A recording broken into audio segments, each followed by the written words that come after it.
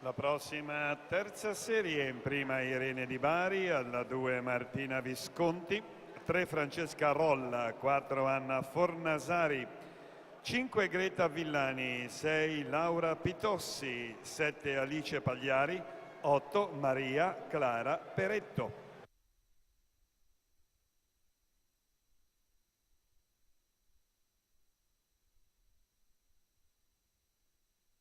Anaïs Sala, Amici Nuoto Riva, in corsia 4 a condurre.